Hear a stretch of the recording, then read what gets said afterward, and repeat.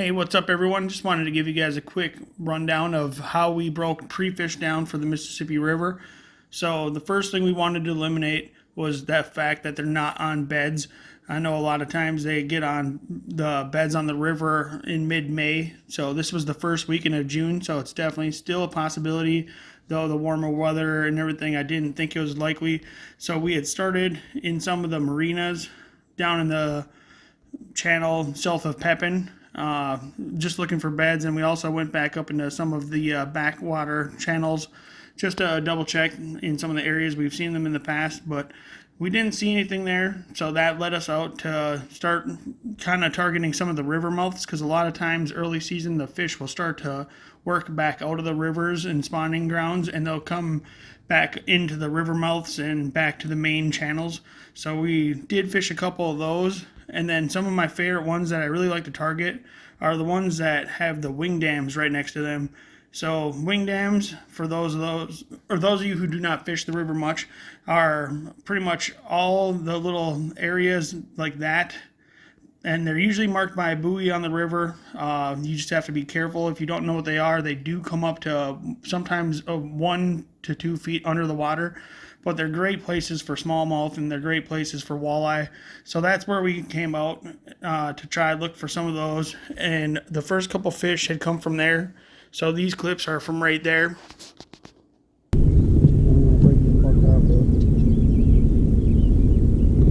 Oh. Yep. Small. I don't believe you ever. Walleye?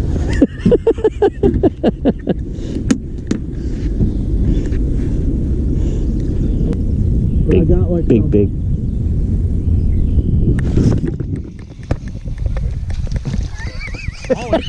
Molly though.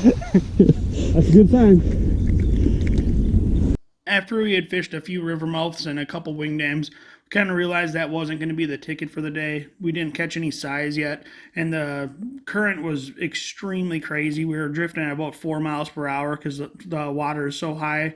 So we decided we wanted to go target some areas that still would probably have some current, because anytime there's current breaks on the river, that's a great place for smallmouth.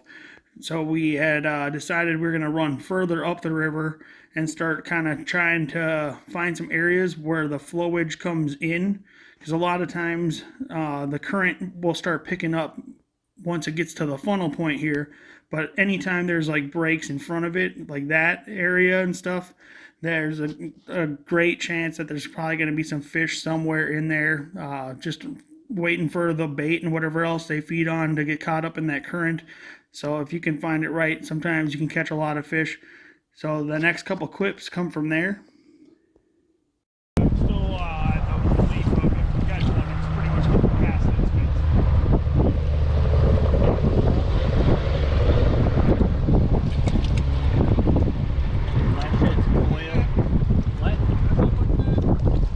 Net? Yep. I spotted it. I think it was like a 12. I saw him for like 1 second. Oh, that's pretty good. Oh boy, that's right. Yep. My last year. And that's right, 2.4.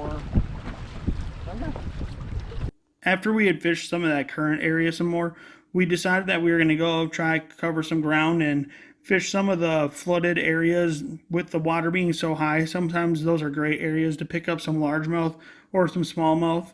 So we had bounced around to some of these bays and some of the points just where the trees themselves were underwater. The bass do love using that for structure. So anytime that it's like that, it's worth giving it a go. So the next couple clips are those.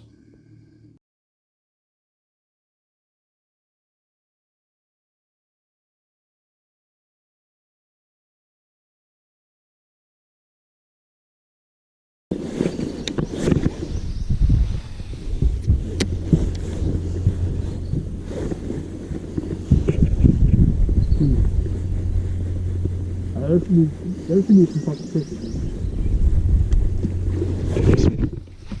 What's that one right there? Is that northern?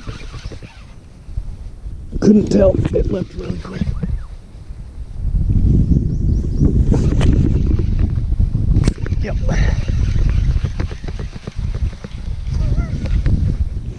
shit, he didn't break me off either. Those mega balls. You think so? I have no idea. I literally have no idea, dude. I don't even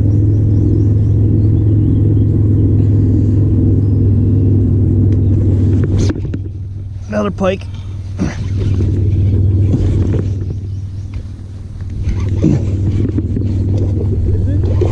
No, that's a bass. A largie. Yeah, that one went away. After flipping a bunch of trees and realizing that also wasn't going to pan out, we decided we were going to go try target some of the deeper, quick drop-off areas on the river. So what we really mean by that is anywhere you just see these pinch lines, where especially where it gets dark like that real quick, always a good area to try check out on the river. So anywhere that looked like that, we decided we're going to just go work the shoreline a little bit, see if we picked anything up, and that's where things really started to dial in. So the next couple of clips come from that, and that pattern started to prove to be really good for us. So after that, we had kind of just bounced around the rest of the day, just trying to see if it actually was a pattern, and it was working everywhere. So that is what we decided we were going to roll with on tournament day. So the rest of the clips come from here.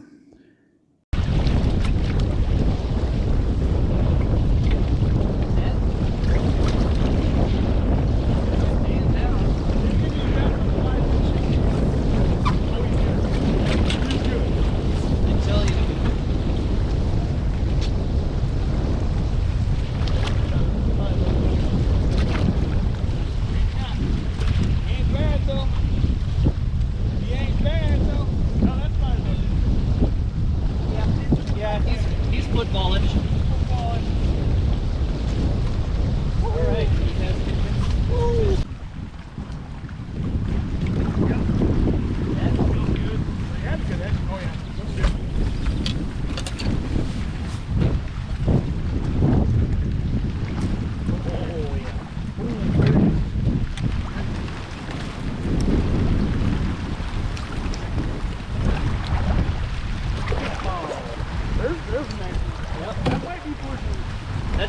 That's another 3 something.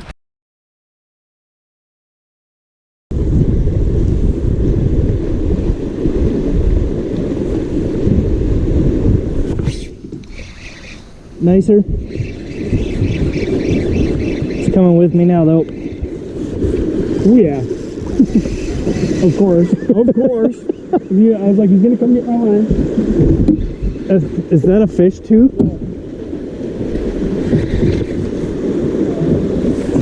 Largie? Yes, it is. It's all new. Jesus Christ.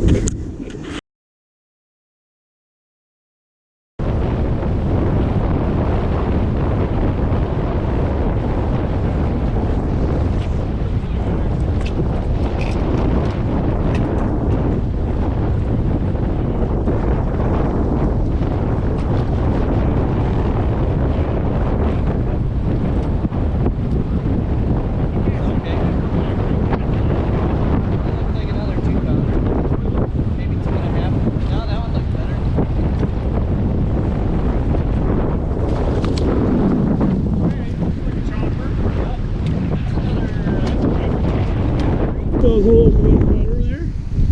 That was again pretty fucking far out here.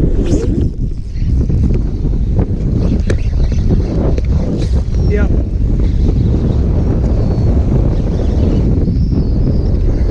we go. Up the next one. Ooh, north with another. Not largie? I didn't think so. That big smaller. I spotted us, so. Yeah. I figured that's why we were turning. Big fish, dude.